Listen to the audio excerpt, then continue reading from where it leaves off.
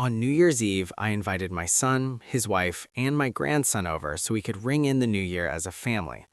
We were sitting around the dinner table, the room filled with the scent of roast chicken, when my son's phone rang. "It's a work call," he muttered, eyes darting away, before he stood up and disappeared into the basement to take it. At the exact same moment, my 9-year-old grandson, Leo, excused himself to use the bathroom. When Leo returned a few minutes later, his face was as pale as a ghost, and his small hands were trembling violently. He grabbed my arm, his grip surprisingly strong with fear, and pulled me toward the corner of the kitchen. He whispered, "Grandpa, we need to leave right now. I heard Dad talking about you." What Leo told me next didn't just scare me, it froze the blood in my veins. By 10:30 that night, I found myself locked in my bathroom, hands shaking as I dialed 911 while my own son tried to batter down the door. Before I reveal exactly what my grandson heard that night, please drop a comment and let me know where you are watching this from. I need to know my story is reaching people who need to hear it. I was setting the table earlier that evening when the memory hit me. Eleanor, my late wife, 3 New Year's Eves ago, laughing hysterically as she scraped burnt edges off the dinner rolls. "Arthur," she had said, "after 42 years you'd think I'd have mastered the oven by now." I had kissed her forehead and told her the rolls were perfect. They weren't, but she was. Tonight, the rolls were store-bought, and the silence in the house was deafening. The dining table felt massive, like an island I was stranded on. For the first time in 43 years, I was hosting New Year's Eve alone. Well, not entirely alone. My son Julian was coming with his family. That thought should have brought me comfort. It didn't. There was a knot in my stomach I couldn't explain. The doorbell rang at 5:15 sharp. I opened it to find Julian stamping snow from his designer boots. Vanessa, my daughter-in-law, stood behind him with her practiced magazine cover smile, and Leo, my grandson, was clutching his backpack to his chest like a shield. "Dad," Julian pulled me into a brief, stiff hug. I caught the scent of expensive, musk-heavy cologne, something new. When he pulled back to remove his coat, I noticed the watch on his wrist. It was a heavy gold Breitling, the kind of timepiece that cost more than I made in 6 months of teaching high school literature. Just last month, he had told me money was tight. "The real estate market is brutal right now, Dad. We're barely keeping our heads above water," he'd said. I had offered to dip into my retirement savings to help. He had refused then, but the watch on his wrist told a very different story. "Let me take your coats," I said, trying to push the suspicion down. Vanessa handed me hers, pure cashmere, and I spotted her handbag on the entry table. It was a designer brand, easily $3,000. "Dinner smells absolute amazing, Arthur," Vanessa said, her voice pitched too high. She possessed a quality of cheerfulness that always felt rehearsed, like an actress waiting for a director to yell cut. "What are we having?" "Roast chicken, mashed potatoes, and Eleanor's famous green beans." "Oh," her smile flickered for a fraction of a second. "Lovely."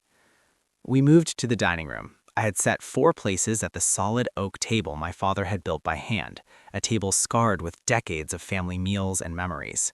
Julian pulled out Vanessa's chair, then his own, his eyes already drifting down to his smartphone.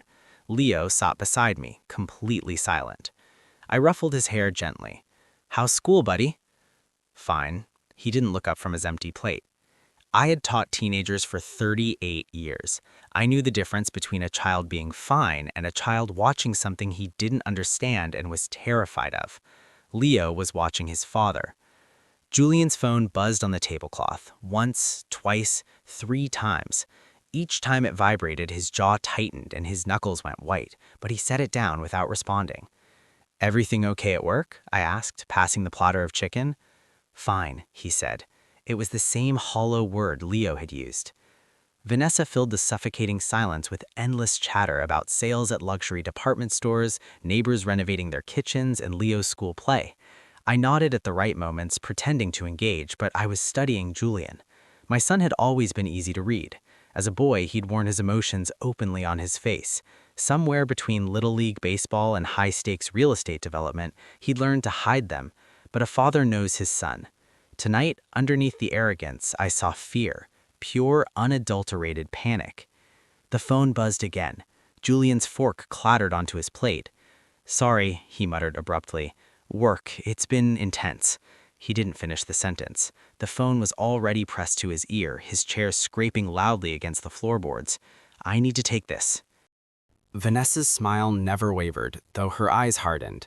Of course, honey. Julian glanced at the screen and something shifted in his expression, a mix of dread and resolve. Won't be long, he said, then headed towards the basement door.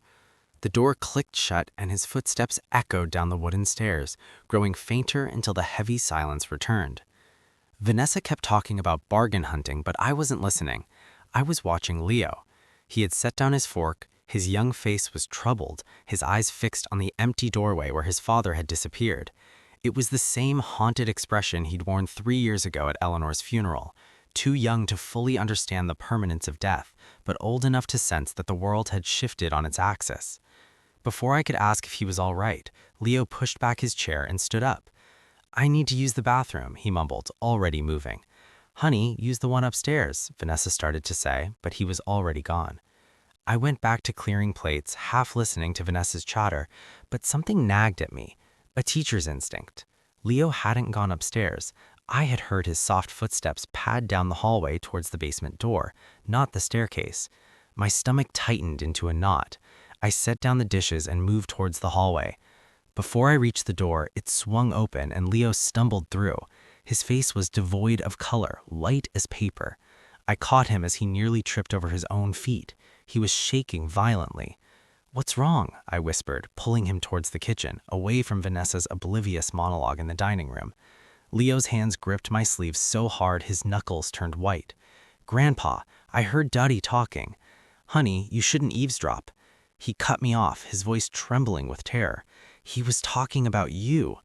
The temperature in the room seemed to drop 10 degrees. What do you mean? He said dying, and tonight, and he said your name. I crouched down, gripping his small shoulders to steady him. Are you sure, Leo? He said furnace and carbon something. And numbers, Grandpa, big numbers, $750,000. The floor seemed to tilt beneath me. Grandpa, he whispered, tears welling up. He said by morning. Carbon monoxide, the CO detector that had gone missing from my bedroom last week, the furnace, $750,000. That was the exact amount of my life insurance policy. Julian was the sole beneficiary. No, this was insane. My mind rejected it immediately. Leo must have misunderstood. It had to be a conversation about a client's property, an insurance claim for a house fire. My son wouldn't. He couldn't. But my hands were shaking uncontrollably. Did he see you? I asked. Leo shook his head. He hid behind the big water heater. But Grandpa, Daddy's voice sounded weird, scary, not like Daddy at all. Heavy footsteps sounded on the basement stairs. Julian was coming back. I squeezed Leo's shoulder. Not a word to anyone, promise me. Leo nodded, his eyes huge with fear. The kitchen door swung open. Everything okay? Julian asked. His tone was casual, practiced, but his eyes weren't. They darted between Leo and me, sharp and assessing, looking for cracks. I felt my grandson's hand trembling in mine. Fine, I said. My voice sounded steadier than I felt. Leo was just helping me with the dishes. Leo nodded, but his fingers shook as he picked up a dish towel. Julian studied us for a long, agonizing second. Could he hear my heart hammering against my ribs? Did he know that we knew? Vanessa's voice called from the living room. Julian, the Robinsons are here. He turned away, but not before I caught something in his expression. Calculation. It was the look of a chess player deciding to sacrifice a pawn to save the king. The doorbell chimed. The Robinsons, neighbors for 15 years, were arriving with a casserole and holiday smiles.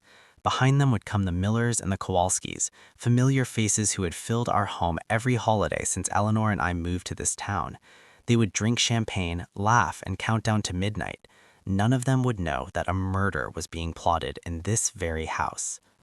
I stood in my kitchen, holding my grandson's shaking hand, and the truth crystallized in my mind. My son, my only child, the boy I'd taught to ride a bike, to tie his shoes, to distinguish right from wrong, was planning to kill me tonight. For the next 30 minutes, I played the role of the gracious host on autopilot. I shook hands, accepted casseroles, and laughed at jokes I didn't hear. The house filled with warmth and chatter, but all I could hear was Leo's voice. Furnace, carbon monoxide, tonight. I needed proof. Around 7 p.m., I watched Julian greet the Patels at the front door, his back turned to me. It was now or never. House feels a bit cold, I announced to no one in particular. I'll go check the thermostat, Vanessa offered quickly. No, I'll check the furnace, I said, already moving. I've been wrestling with that old beast for 40 years. Won't take a minute. I descended the stairs, each step feeling like a descent into a nightmare. The basement was cold and quiet. I approached the furnace, an old model, but one I kept well maintained. I crouched down, examining the exhaust vent. My fingers traced its path. It should vent outside through the foundation wall. Instead, it had been redirected. Someone had disconnected the external pipe and pointed it upward, connecting it to the floor vent that led directly to my bedroom. The work was recent. I could see fresh scratches on the metal pipe connections where a wrench had bitten into the metal. My throat tightened, making it hard to breathe. Near the furnace sat a large plastic trash bin.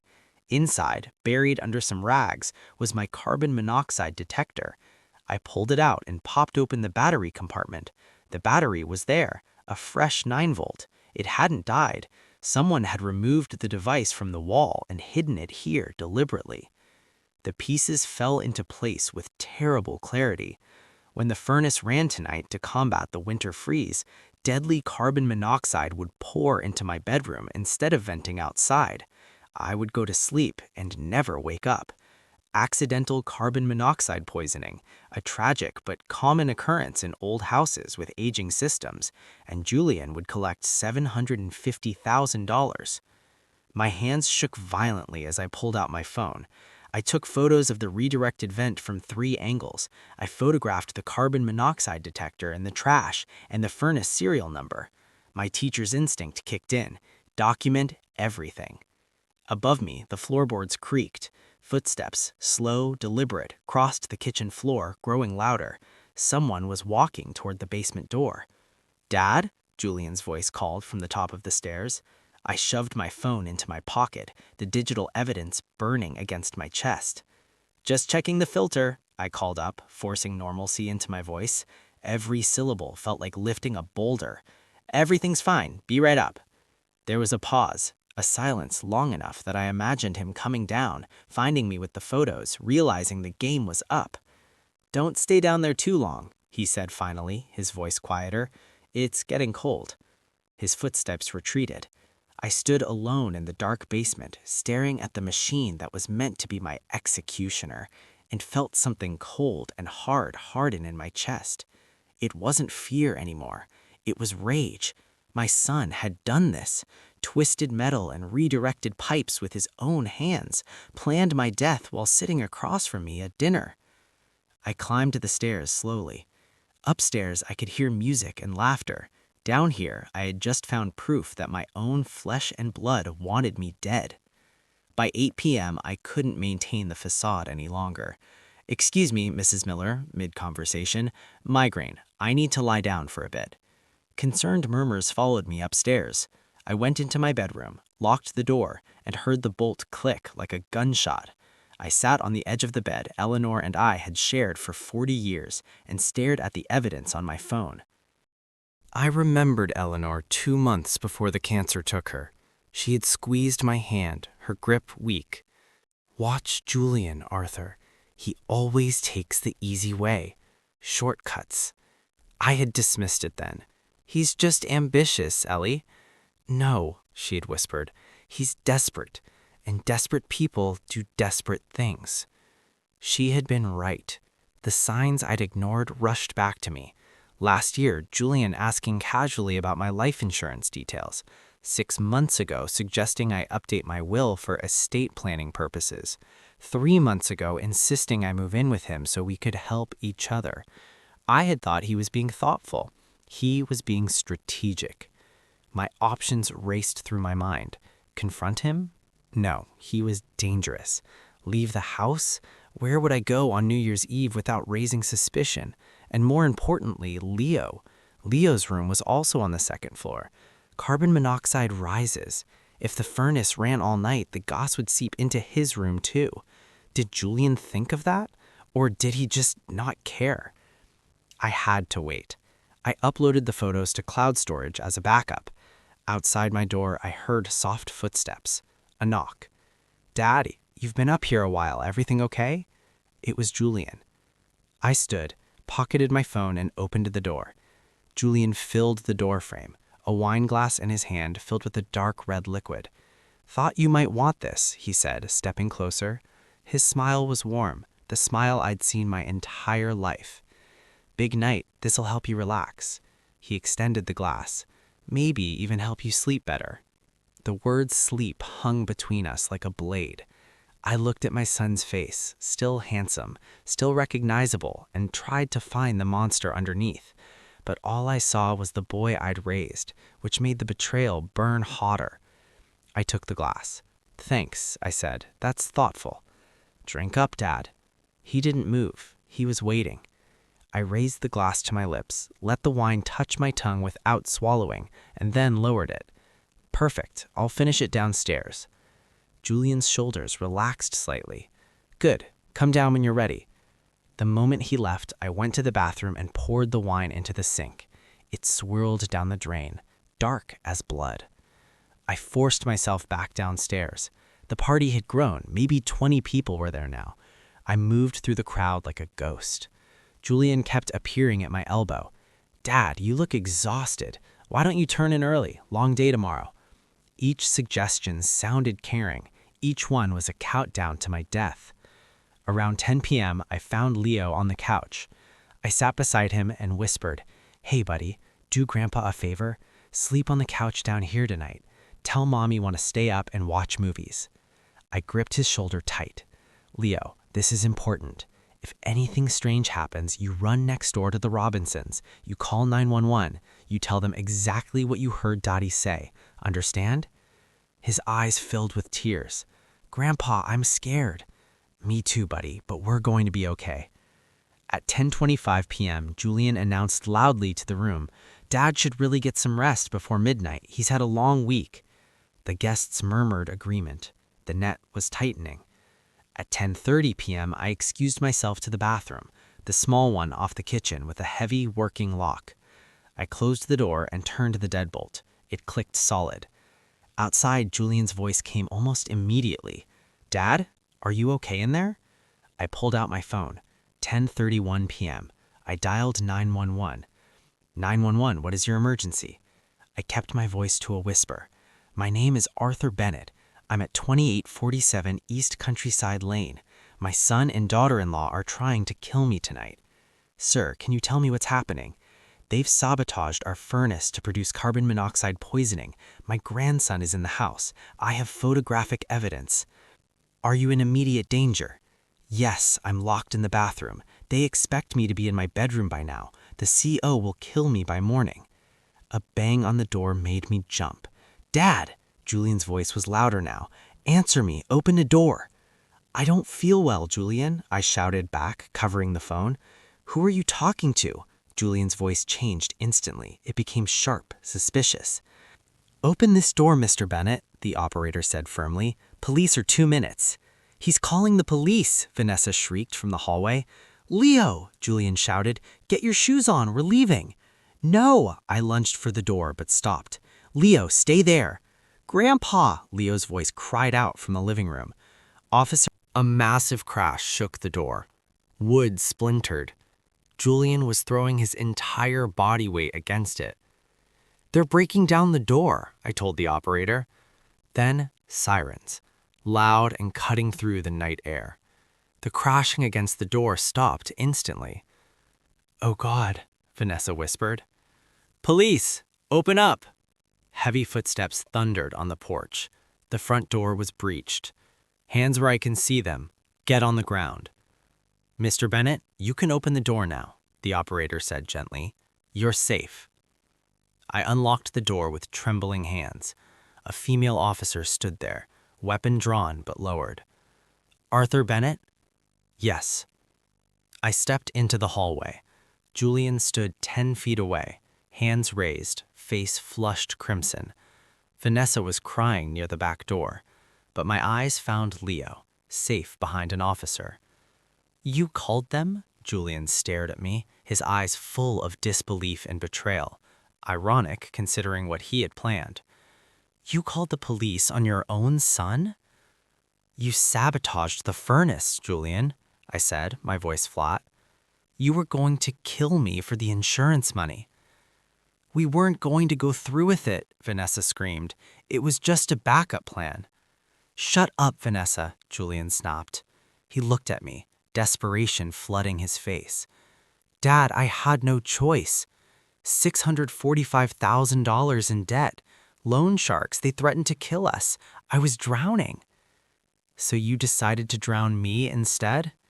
"You've lived your life," he shouted. "Mom's gone. What do you have left? That money was just sitting there."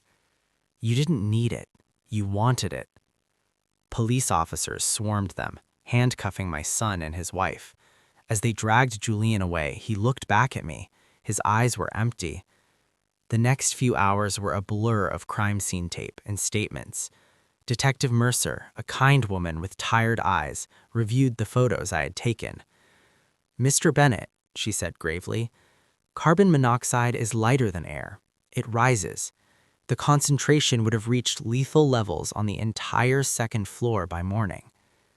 The realization hit me like a physical blow. "Leo's room.